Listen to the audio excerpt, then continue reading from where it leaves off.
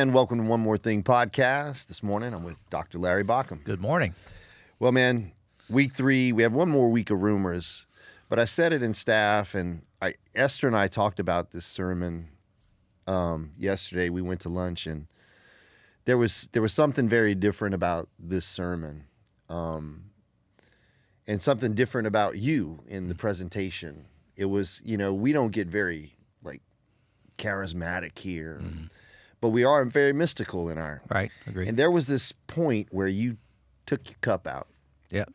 And you sang the song, Fill My Cup. Yeah. And you began to say, that's not enough. There's more. And I'm getting chill bumps thinking about it. I want more. And it wasn't just me, but I could hear people behind me and echo like, yes, yes.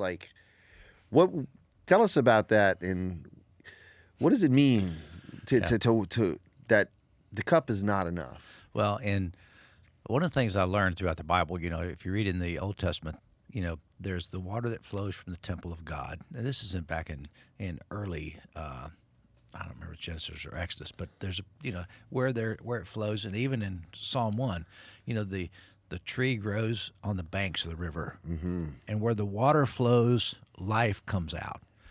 And then we get to my traditional heritage where, fill my cup, Lord, I lift it up, Lord, come and quench this thirsting of my soul, bread of heaven, feed me till I want no more. Here's my cup, fill it up and make me whole. And it's a little Dixie cup.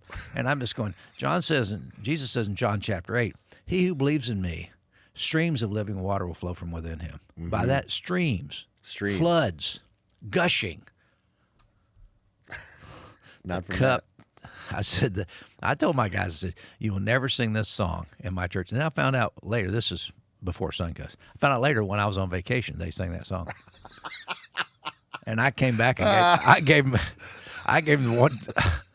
the run through. This will not happen again. Yeah. Because it's so contrary to what I think is the presence of God in our lives. Mm-hmm. It's not about a little thimble. Yeah. It's about, 1,000,000 gallons versus 6 ounces. It's just not a comparison. You can't compare it. And some songwriters, they do the best they can, and they have something meaningful, but at the same time, I don't want those songwriters to determine my concept of God. Right. I mean, I've written some songs, and you probably have too. Yeah. And in the moments, they're good, but later on, maybe they weren't enough. And that was never enough for me. Yeah. And I know at the 10:30 service, I know I wasn't going to have to use that cup again, so I kind of smashed it. Smashed. And people were shocked that I would smash the cup. Oh, it was awesome. It was kind of funny. That was awesome. It's funny because right before the first service, there was a couple who grabbed me and said, Troy, she has these questions. I don't know how to answer them. And the question the lady asked was, what is God? Yeah. What is God, and how does God do this? And I said, those are really, really difficult questions. Right. And I said, and if you're looking for that answer in certainty, then you're going to be disappointed. But you have to look for God and find the beauty in the mystery. Like God is, and I just said, God is the essence of life. Yeah. God is the essence of love. And I said, and that may not be good enough, but I said, one day it will be. And lo and behold, you get up on stage and said the exact same thing. And they found me after service, and they were like, yeah. And I go, I just told you that. Yeah. But when it gets reiterated in that same language, we need to hear it. They have to hear it, and then it clicks. And I just thought it was just a beautiful way. I think that's how God works, right? God doesn't cut open the heavens for me. He verifies himself through love and through conversations and community. But there was that point where you kind of working in reverse. The rumor is we're always celebrating. Mm-hmm. And what we celebrate here at Suncoast, I think, is what makes us a very unique community. Of course, we celebrate the baptisms we have, and right. People cheer when they come out of the water, and we celebrate baby dedications and things like that. But the big thing we celebrate every week is this truth that you elaborated, is that the Spirit of Christ, God's Spirit, is within me. Right. And it's always been, open the eyes of my heart, Lord. Yeah. Because you're already there. Like, why is that something to celebrate, and how do we miss it, Dr. Baucom? How do we miss that truth? Well, I think we want God to be somewhere out there and beg him to come in. Mm-hmm. And we're spending our whole life trying to do this. And even to open the eyes of my heart, you notice I didn't go through the whole song. That's right. Because that songwriter, I don't like where he goes. That's right. Someone asked me later, will you sing that song? I said, probably not. Why not? I said, because it's old. Yeah. And we do contemporary music.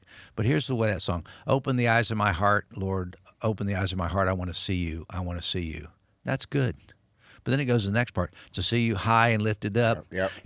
Standing in the light of your glory. And it's all, then all of a sudden you want to see him somewhere else. That's it. And what I want is the eyes of my heart to be open to see that he's in here. Yes. And he's not high and lifted up. He is beside me, non-dual, as right. Richard Rohr would say. He is commingled with my life. Oh, As a matter yeah. of fact, every breath I breathe is a gift from God. He is part of my psyche. He's part of my body. He's part of my spirit. It's a mystical experience to be one with God. Mm-hmm. And Jesus got that. Yeah. And Jesus is the guy that said, hey, the Father and I are one. And you too can be sons of God. You just got to get out of your own way. That's right. You just got to open the eyes of your heart and see he is already there. And then go to where else? The lost son.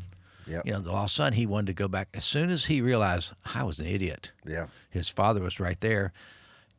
When he turned to go home, his father met him because he was anticipating. He was always looking for him the day that he would open the eyes of his heart and realize that his father was always right there. Mm-hmm. So that's unique. We celebrate that. That's awesome. And you may not hear that other places. We have to plead, oh, God, Yeah. come in, oh, God. Yeah. And I don't do that. I just say, God, you're here. Yeah. You're there. And I want to open my heart so that I can experience you more. Right. And the limitations that I put on him is not his fault. Mm-hmm. My fears, because I'm not embracing him enough, my concerns, my anxieties, all those things I think are part of my spiritual problem, Right. not part of his. Yeah. So I love it. And it goes to the last part. This is sort of my last question, because the last point you made, I thought was how you just said, the harmony, Yeah. that understanding that truth will bring to my life. Mm-hmm. It doesn't bring like easiness. It doesn't make problems go away, but it brings this harmony. Like the word for love, one of the words for love in the Old Testament, that Hebrew word, rayah, which is the mingling of spirits, the mingling of souls. And we often use that when I find a loved one, someone I want to spend my life with. Now it's more than a friendship. Now it's Right. this mingling of souls.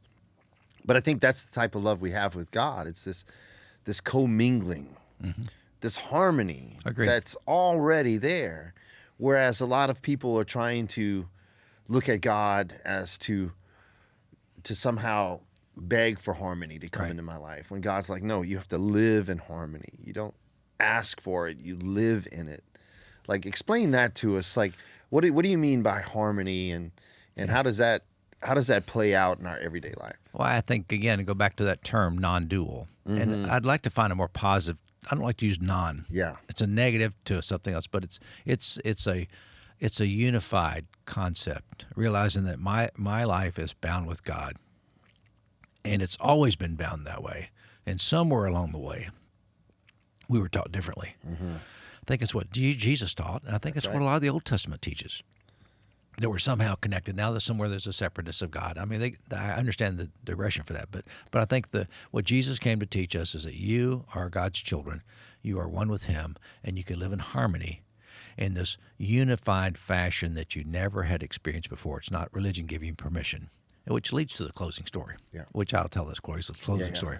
My brother Ben hurt himself, stepped off a ladder doing his roof, and he had it dried in, but pulling up some shingles, he stepped down to get them, and he thought he broke his foot. So he goes to the emergency room, and it's swelling, it's terrible, and I'll make it a shorter story, but he said, Doc, my roof bothers me. My roof bothers me. And he said, can I finish my roof? No, man, you're going to be on crutches. But my roof bothers me. Well, sorry, you can't walk on it. Figure out something else. But Doc, am I going to hurt it if I walk on it? Well, not really, because it's screwed up so badly. You can't hurt it any worse than what it is. It's at a maximum sprain. So, well, Doc, can you give me some pills? He said, yeah, I guess I can, because I want to give them to you anyway. So he takes the pills, and for the pain pills, and so he can do his roof. And I said, and did the pain pills work? And he said, yes. And I said, what about your roof? He said, it didn't bother me anymore. I mean, you take the pills, the roof wasn't finished, but it just didn't bother him. And Yep. here's the point. I think harmony comes in our life. Realize that God is that which puts our life in perspective.